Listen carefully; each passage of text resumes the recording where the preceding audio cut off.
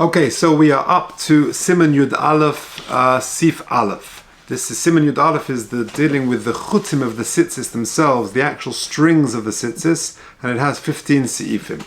Says the Mechaber in Sif Aleph, HaChutin tzarich sheyihiyu tvuyin lishmon. The chutin need to be spun lishma with the intention to make tzitzis. The Yesh Machmirin, says the Ramah, afilu lenaftson lishmon, even to comb them lishmon.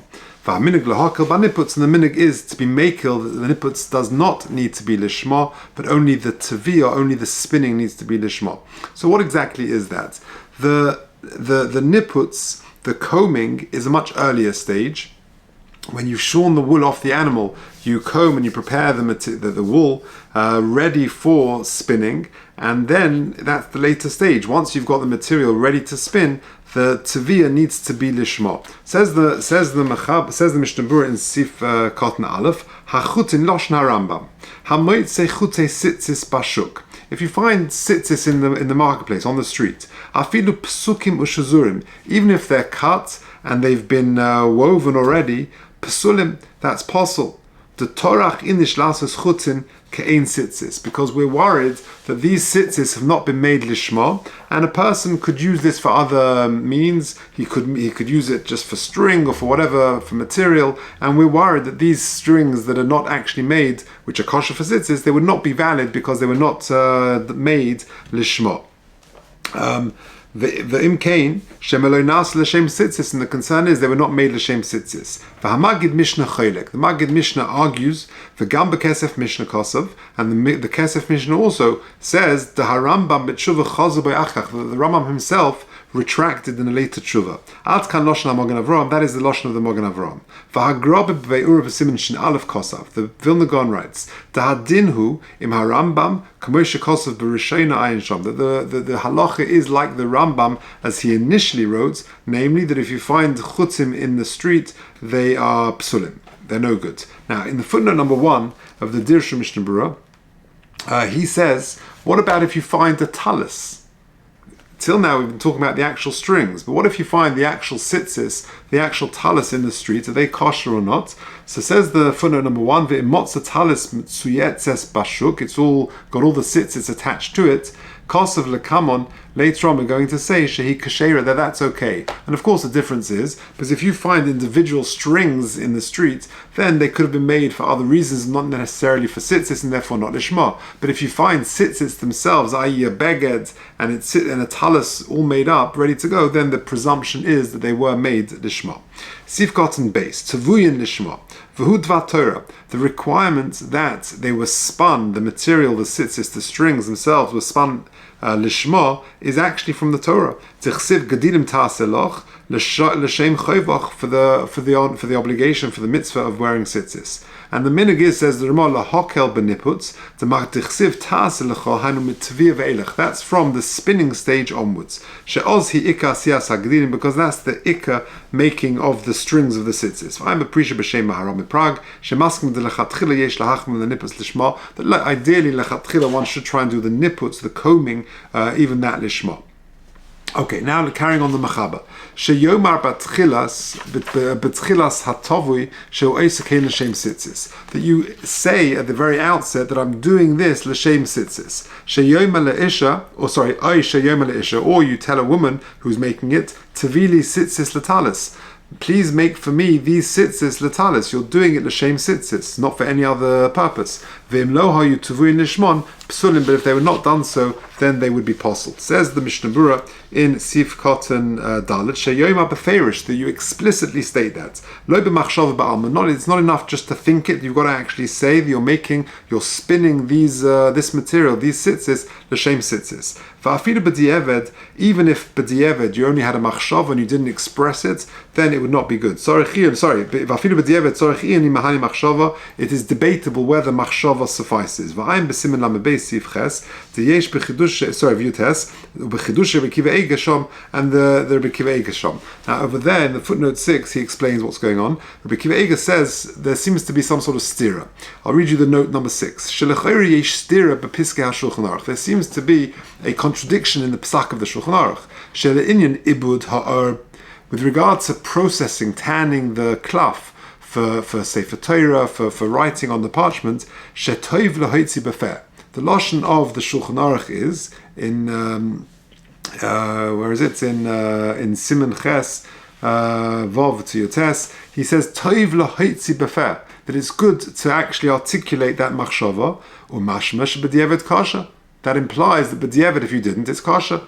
I feel machshava, even if you just had a machshava, v'chein kasav mishnah berurah sham, ve'ilu le'inyan ksivas tefillin v'sefer Torah kasav sham, he writes shetzarich loma b'fiv. But with regard to writing the tefillin and the sefer Torah, the actual writing of it, it's sarich loma b'fiv. You've got to say it with your mouth. Or mashmash machshava b'vad pas laf b'diavad, which implies that a machshava, that a myth thought, is not enough. So there's a stira. V'chein mashma meharma, v'chein kasav mishnah berurah sham, v'hevi Rabbi Akiva Eiger sham, Stas Haratvaz, Shemekel B'di'eved B'chol Inyan. The B'di'eved, in all situations, as referred in these references over here, that B'di'eved, it would be okay, and if Machshava would be okay, but of course, Lachat Chila is good to express it and to actually articulate it. Okay, continuing the Mishnah Berurah, Sif Cotton Hay, B'tchilas, so that's going on,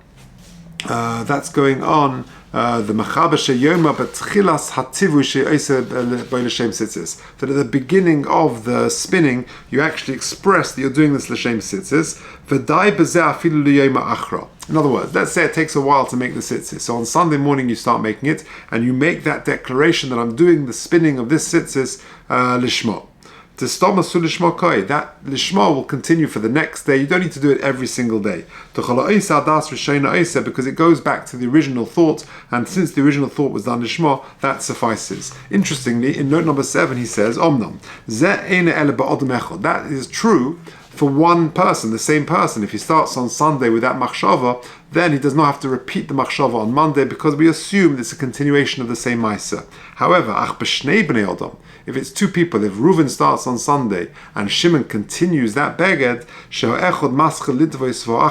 one begins and one completes it,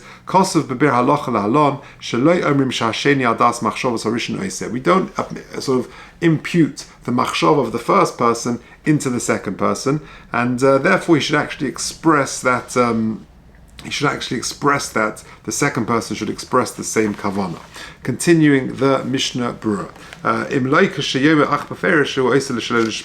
And therefore the person who comes along on Sunday and continues on Monday, then we assume he's doing it al das Rishona, unless he expressly says on the Monday that I'm doing it shaloi lishma. Sif Kotan Vov, Hativui, the spinning, ve'im tova ma'at v'ach kach omar. If a person starts doing the spinning of the tzitzis, making the actual threads, lo mahani, and he says afterwards, lo mahani l'masha nitva kvar, that what I did till now is no good. There's a debate whether we say that his later machshava undoes his earlier machshava. If in the beginning he has a machshava, a thought that this is lishma, even though he doesn't express it explicitly, that would be okay. That you can tell a woman, the lashon is tvili tzitzis latalis. Please spin for me this tzitzis l'shem talis. So it says Mishnah Berurah, Sif Kotan Zayin Rotzaloma, betchilas hatvil levad. That expression, that instruction at the very beginning of the spinning process, that would suffice. Alternatively, the woman herself says that she's doing this l'shem tzitzis, that would help. She's also believed to say that she said that. In contrast, a non-Jewish person, or someone who is deaf mute, or a shota who is mentally unwell, deficient, for cotton, or a child, she'enum ne'emanim, they would not be believed, but an adult woman would be. Mumalateyavon. What about a mumalateyavon? Someone who is doing averas, but out of desire, not lahachis, not to anger Kodesh Baruch Hu. She'in matriach laso sisva bigdei. He unfortunately does not wear tzitzis on his clothes. Mutalitves. Nonetheless, he would be allowed to spin tzitzis, or mehemon k'she'am shetova lishma, and he would be believed to say that he spun them lishma. V'chol shekein imu over rak al shar averes l'te'avon, and certainly if he was just doing other averas l'te'avon out of desire and not sort of for theological reasons. Avol mumel hachis, but in contrast, the mumel hachis is doing it, he's rebelling out of anger. Apikoros l'chol Torah kula, he is considered an apikoros for all the aspects of Torah. Uchadaya daita denafshe ovid l'kula alma, and it's as if he's doing it with his own intention, and we cannot assume that he's doing anything lishma. Numbers 11 and 12, two interesting dirshu footnotes. In number 11, Mishi yesh lefonov hetz ve'isa, someone who has in front of them something which is mutz and something which is osa. I don't know, for example, a kosher burger and a treif burger. Kugoin sheyesh lefonov beged echad im tzitzis or beged echad b'li tzitzis, or he has one beged with tzitzis and one without. V'afal pi she'ein lo tircha lekachas ezeh, even though there's no extra burden to take the kosher one over or the other one over the other, but still this fellow is not particular to take the one which is kosher or the heter one, and lokech min abo b'yoda, he just takes up whatever comes up first. Kosav bir halacha she'adayin eina bichlal mumel hachis. That doesn't constitute a mumel hachis, because he's just being lazy, he's just taking the first one, he just shows indifference, but it's not antagonistic, it's not lahachis. Unless the guy, out of sort of spite, doesn't want to take the heter one and instead takes the issa one, that would make him a mumel hachis. Okay, and in 12, he says, interestingly, so to someone who is breaking Shabbos b'fahesya,